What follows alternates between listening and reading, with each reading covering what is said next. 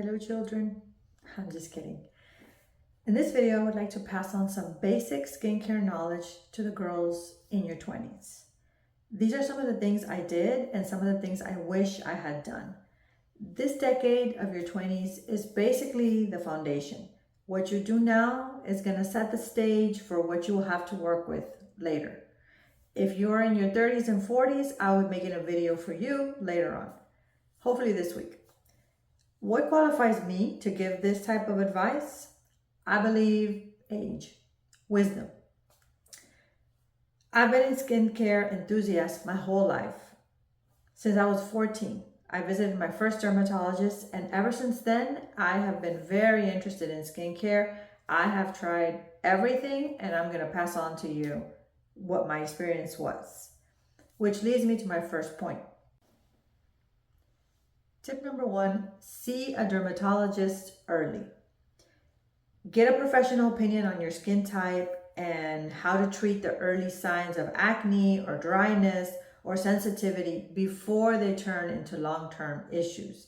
If you have acne, hyperpigmentation, rosacea, allergies that affect your skin, scars, anything that you're very unhappy with, a dermatologist is going to give you expert advice. If you have perfect glass skin, then you can skip this step until you're in your 30s. Eventually, you're going to need a dermatologist because you're going to need prescriptions. But let's say for now in your 20s, you have perfect glass skin, you don't need to see the dermatologist yet. I want to talk a little bit about paying for the dermatologist. If you have health insurance, it will usually pay for your consultations and your doctor's visits. If you do not have health insurance, I recommend that you call around in your city and ask different dermatology offices what is their consultation and what is their visit price for self-pay. Usually they will give you a discounted rate if you don't have insurance. And when you call around, you look at the reviews, you call around, pick the best one that you can afford. If you don't have insurance, you're gonna have to pay out of pocket. But I cannot stress enough how much a dermatologist can help you with things like, for example, acne. If you have cystic acne, which I had when I was 14, I have actually cystic acne. There is really not much you can do for that over the counter. You can try and people can tell you different things, but you basically need an oral antibiotic or even Accutane. I was even on Accutane for a while.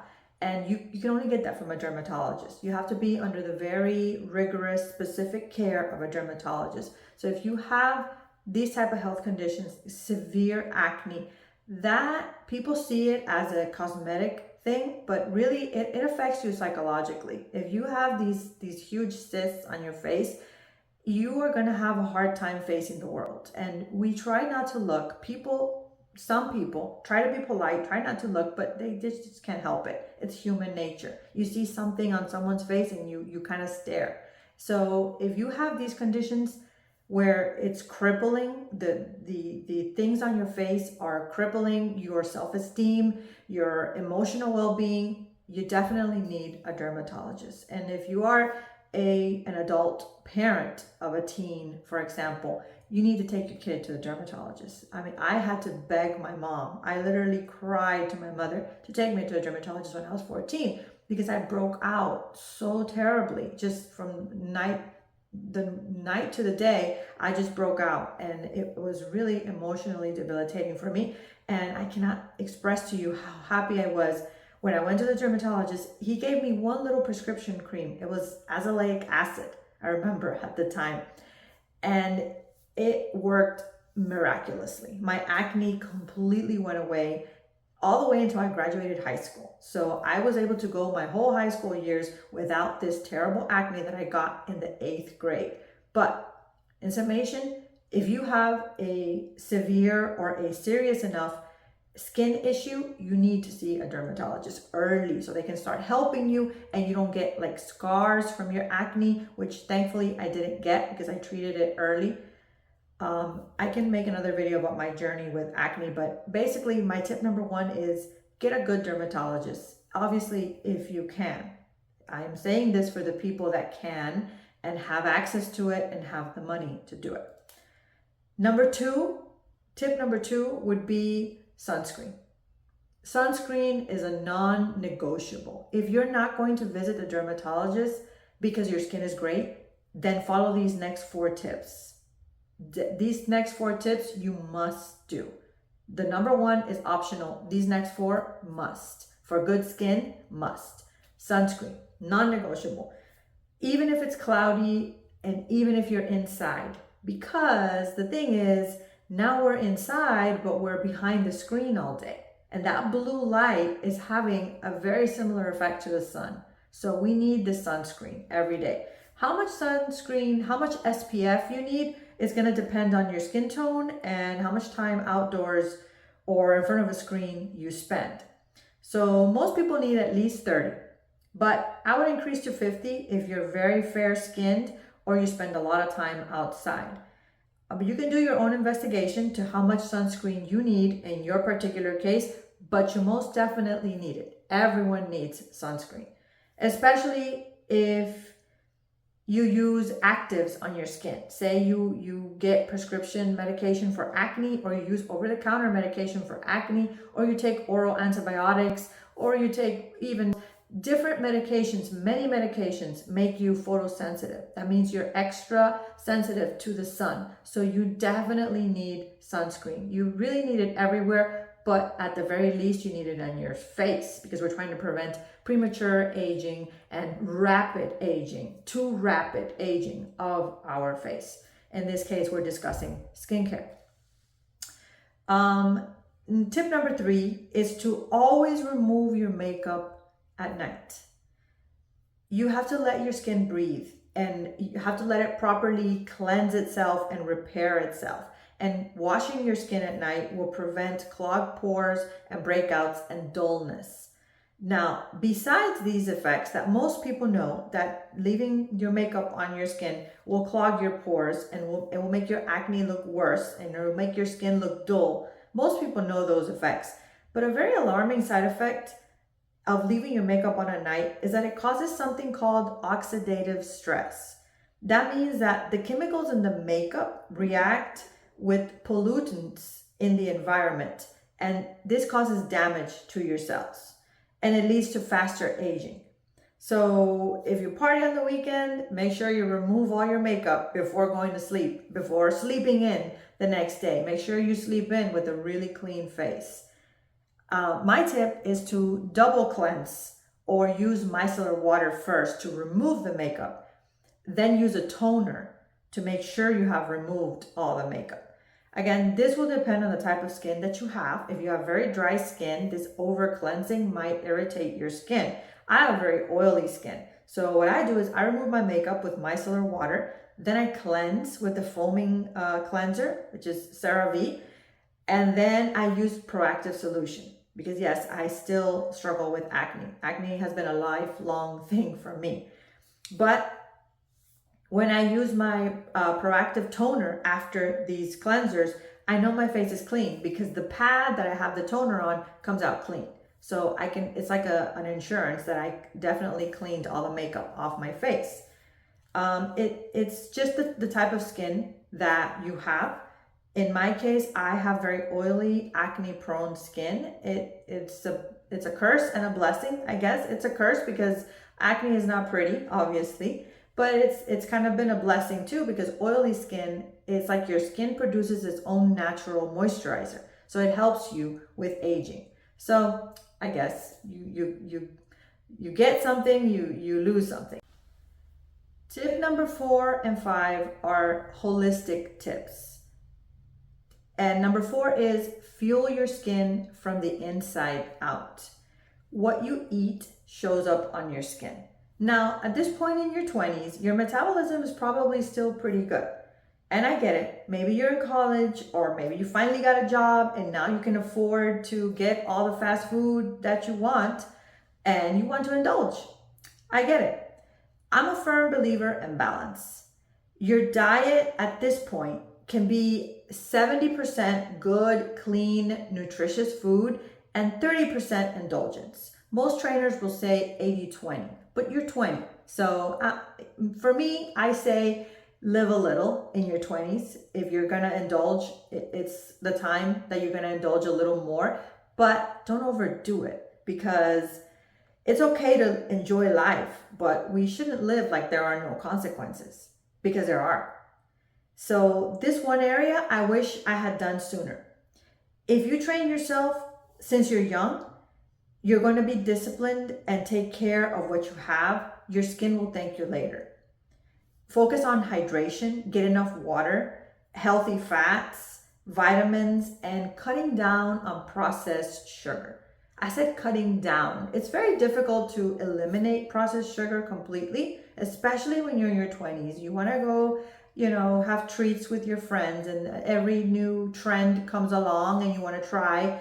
And I understand that this is part of living, but find what you love to eat that nourishes your body. There are many, many, many healthy foods that you can enjoy and that are tasty. Find the ones that you love. You don't have to eat broccoli if you don't like broccoli. Try different vegetables, try different ways of cooking the vegetables. Look for different restaurants around your city that offer these whole nourishing foods in tasty ways, and try. This is the time when you need to figure out, what do you like to eat? Out of the foods that nourish you, which ones do you love? Find those and make a general, menu around these foods. On the weekends, you can indulge a couple times, 2 or 3 times. I'm not a believer in that weekends are, you free for all. You breakfast, lunch, and dinner, Friday, Saturday, Sunday. No, because that's like almost half the week. That's 3 days. So you're eating bad 3 days, and you're eating semi-good 4 days. To me, I think, for example, Saturday, you want to have a brunch and you want to indulge. Okay, you eat your brunch and you enjoy. You enjoy your brunch on Saturday. Saturday night, maybe you eat something more nourishing. I didn't say you don't skip meals. You don't punish yourself for indulging, but you balance out your diet, because what you eat is definitely going to show up on your skin. And the worst thing about it is, if you get used to eating junk food every single day, it is going to be 100 times harder to now in your 30s or 40s tell yourself, oh, I can't eat like that anymore. But that's how you've been eating all your life. It's very difficult. It's going to be extremely difficult to try to change. Most people, that's why they don't change. That's why they get to a certain age and they just continue on, because it's too hard. It is just way too hard. So that's why I put it here in your 20s. Find this foundation. Start now. Don't leave it for later. Don't say, well, my metabolism is great. Why do I got to do this? Why? Because you're training your brain. Start training your brain to be disciplined, to postpone gratification in order to reap rewards, which are going to be good for you. It's for you. You're doing a sacrifice. You're doing a discipline for you. It's going to benefit you in the long run. So I would suggest in your 20s, hone in on your nutrition, get your hydration, figure out what healthy foods, what nourishing foods you like or love, and try to build your diet around them. Indulge 2 or 3 times a week. And that's my spiel about nutrition. Number 5, which is in line with the nutrition, is to start a consistent exercise routine. Yes, look it up. If you don't know, exercise affects your skin a lot, especially the aging of your skin. Sweating helps detox and improves blood flow and reduces stress. And stress has a huge impact on your skin. So anything that reduces stress is good for your skin. A few super interesting facts about how exercise helps the skin are that, number 1, it improves collagen production. It results in reduced sagging and fine lines over time. So increased collagen equals reduced sagging and reduced fine lines, reduced wrinkles. And number 2, exercise helps maintain a healthy mitochondria. Remember mitochondria from biology? Well, they're the cell energy producers, mitochondria. So when exercise helps maintain this healthy mitochondria, it slows cellular aging and improves skin thickness and elasticity. So it makes your skin thicker and more elastic. Exercise. So you're giving your skin a fighting chance from the inside out, from the cellular level out. Not just putting stuff on top of it, but you're helping it from the inside out. Those are just two of the positive effects of exercise on your skin. You can read more about it. It's there. The information is there. It's been there for a long time. Now, why do I say that this is a skincare tip for your 20s? Isn't this for everyone? Yes, but young adulthood sets the foundation for the rest of your life. If you get used to it now, if you consistently make time to take care of yourself and you make it non-negotiable, it will be a lot easier to keep on doing it when you get older. I joined the gym when I was 18. I haven't gone more than 1 month in my whole life without exercising. It feels like part of me now. When I don't do it, I feel like I'm missing something. So you definitely should get into these habits in your 20s. This nutrition and exercise are going to help you. You will reap those rewards when you're around 40. And you look around and other people that are in your graduating class are not looking so hot and you're holding up. And people will ask you, what are you doing? What have you done? I've been doing the same thing I've always done. Trying to eat right, trying to exercise, wearing my sunscreen, drinking my water. Basics. I say, do this now, start these routines now. Your skin will thank you later. So anyway, there you have them. Those are my top 5 tips for taking care of your skin in your 20s. And I will recap. Number 1, see a dermatologist early, especially if you have skin conditions. Number 2, sunscreen is a non-negotiable. Number 3, always remove your makeup at night.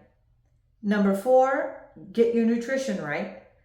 And number 5, start an exercise program. If this video helped you, please like the video and share with someone that it may benefit. And the next time, I'm going to share tips for skincare in your 30s. So if you're in your 30s or approaching your 30s, stay tuned. And thank you so much for watching.